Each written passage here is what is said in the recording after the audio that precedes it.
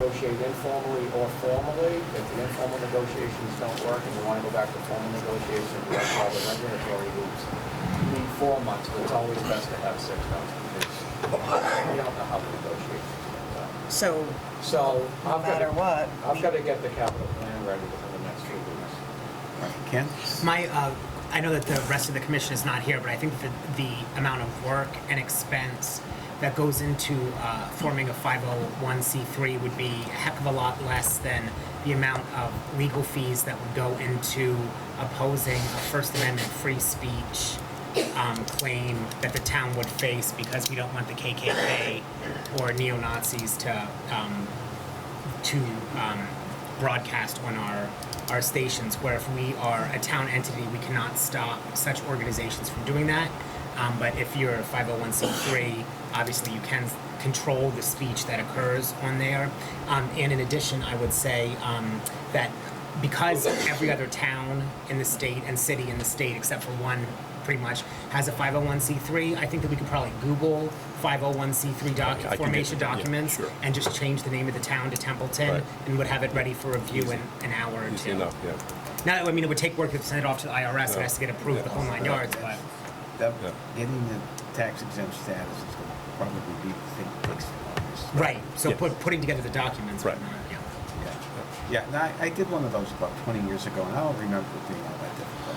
It's not hard at all. We're not inventing the wheel again. Model documents exist easily, and we can adapt them to our needs and get it done. so without doing... I'm just uncomfortable in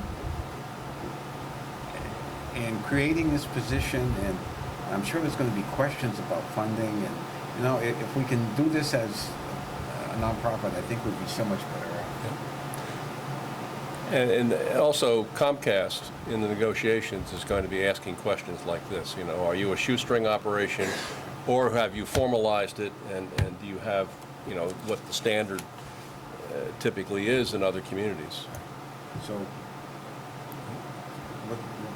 how do you feel we should proceed on this? I just wrote a note. If you want us to proceed, I can work with Steve. We can get the docs together, and especially after town meeting, you know, the heavy lifting for this part of the year is done. So, have some time to work on this. Well, if there's no objection from the board, we'll just put this off until a future meeting when we have the documents and the information in front of us. We'll put it together, bring it into you. You can still keep going though, right, with the things that you've been doing, or? Yeah. Okay, well, don't want to hamper him from, like, going forward either, because he's been working on that. The rest of my year is going to be lawyers and no offense, Ken, and What a pleasure to deal with. and consultants. So far it has been. Okay.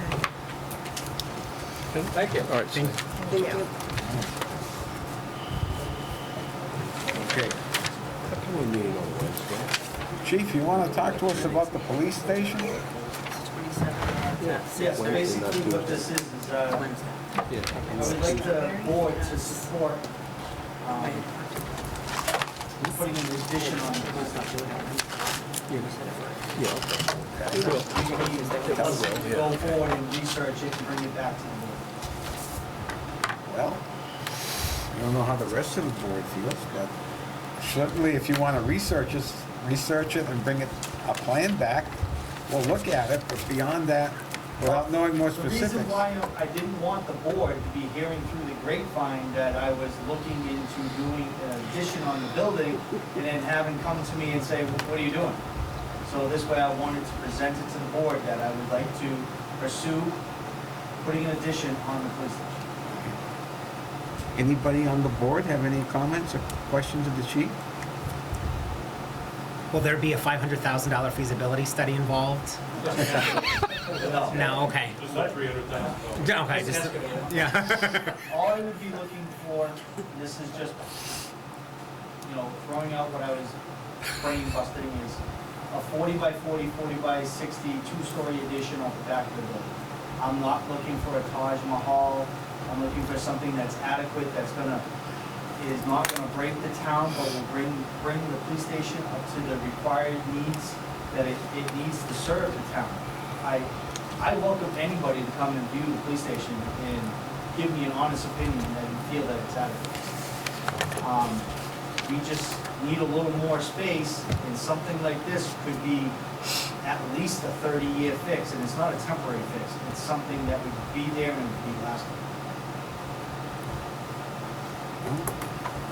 Chief, would you do any renovations to the current building? And you're also in the middle of building a jail cell, so you're going to continue with that? Yes. While you're researching Yes, this, is that we correct? continue with the cell because we need to, because of The new law? change to the mass law. Mhm. The existing building, we would look to, unfortunately, gut the ladies' room and men's room, repair the water damage that has occurred from the ice buildup on the back of the building.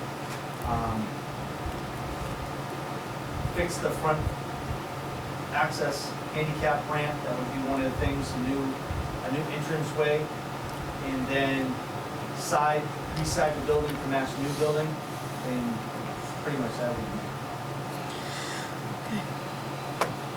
I don't have any more questions.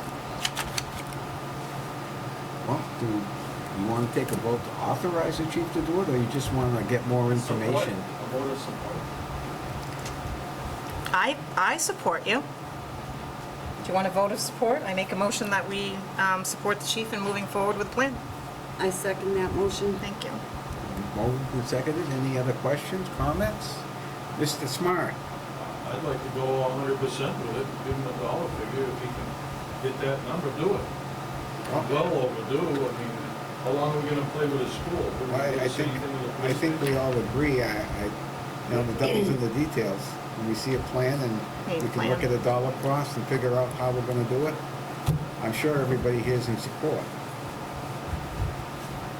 Like I said, I just wanted to bring it to your attention so that you weren't hearing it through the town.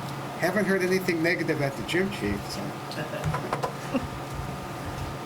All right, so we have a motion, it's been moved and seconded to support the chief's effort at planning an addition.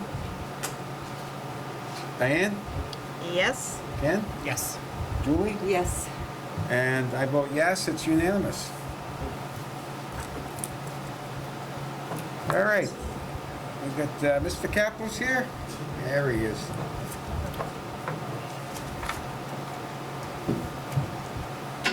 Mr. Chairman, John Kaplish, Director of Veteran Services. Basically what I want to talk to you about is the bill that's in front of the House right now, Bill 3319. What it talks about is 25 separate veteran service officers within the Commonwealth of Massachusetts. So from Boston all the way out to Pittsfield, there'll be 25 separate centers, taking away from all the cities and towns primarily. They're saying right now that they will provide, the VSOs that are in office right now will have an opportunity to go to one of these centers. But like I said, it's in the House, and basically what I'm here for is like two parts. I want to give you the information about what's going on. With that two-part bill, this is the first part. The second part is which I agree with, which is providing training and assistance and more education for the veteran service officers in the cities. But the part 3319 of the 25 separate locations, I really don't agree with that whatsoever. That's really going to impact, the veterans in the small communities, Templeton specifically, veterans that can't drive, they can't operate, vehicles, missing limbs, for instance, et cetera. And the service that I provide here for this community is I will go to them and sit at their front table and their kitchen table and discuss veteran services and whatever benefits that they might have. This bill would take all that away, and it goes from small government to big government. It just doesn't work in a small community like this. So it's nuts and bolts of 3319. What I'm asking the board is if you guys would endorse a memo to the House opposing this bill. Most of my brethren that are out there right now are all doing the same thing. There's a big article for Ashburnham. Everybody's on board with what we're doing. Most other cities and towns are. We just want the local governments to get on board and oppose this bill as well. So basically, what I'd like is, if I may, a memo to the House opposing H 3319. All right, Mr. Robinson. I just wanted to say that we can, just based on the number of veterans and the amount of benefits that are flowing out from the town, we can see how much of a positive factor it is having, I mean, part of that is because you are obviously a wonderful town employee and dedicated to what you do, but also because of having that localized service as opposed to regional, that I think that if we, to expand it even farther out than what we had before with our previous regionalization, we would lose even more veterans through the cracks, whereas we see that service has gotten so much better since we've had our own, and particularly you, but had our own veteran service officer. To expand that out farther, I think, is absolutely nonsensical, and I would definitely support the memo that you have requested. Thank you. I can just say that I've seen this on the school district level where they've made a push to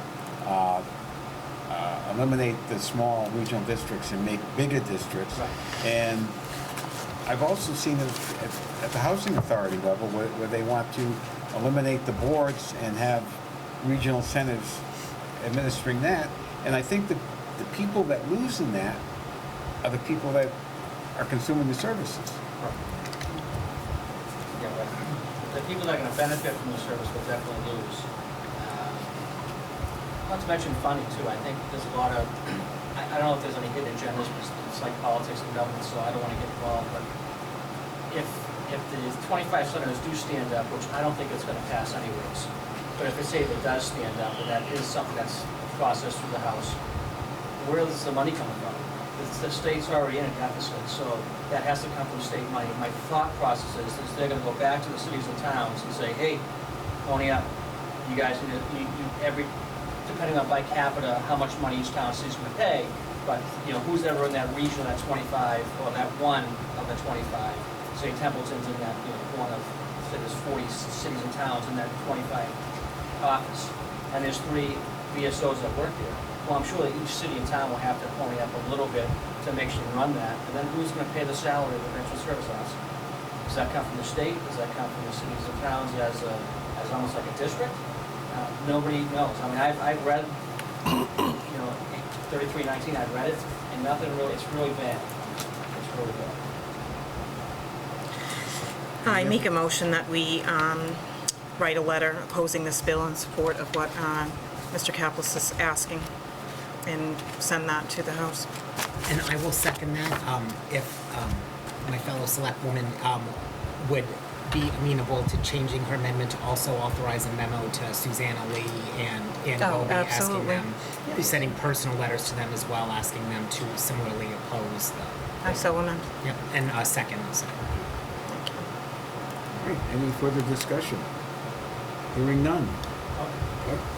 I'd just like to echo the thoughts of keeping it small and local. This is one instance where I really think this is Oh, important. absolutely. Because speaking as a veteran, and I can probably speak for most veterans, if not all, the last thing that we want is more bureaucracy, more hurry up and wait, more sitting in lines, and more BS.